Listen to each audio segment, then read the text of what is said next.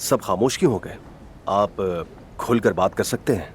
कोई मसला है क्या? ठीक है अली साहब, मैं अब आपको खुल के बताऊं सब। हम सब यहाँ बुरे डॉक्टर नहीं हैं। ज़हीन बासलाहियत एक टीम है, लेकिन सबसे अहम बात यह है कि हम यहाँ एक दूसरे की हिफाजत करते हैं। आप कहते हैं खुल के बात करनी है, तो बात यह है हम आपको अपनी टीम में नहीं चाहते अली साहब।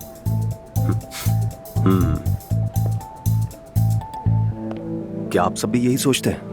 मैं तो इतना ही कहूंगी कि जिस साल तुम जाओगे यहाँ से हम सब लोग पार्टी करेंगे।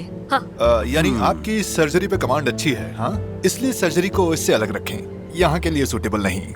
जी हाँ, ठीक है। तो अब मैं आप सबको अकेला छोड़ देता हूँ।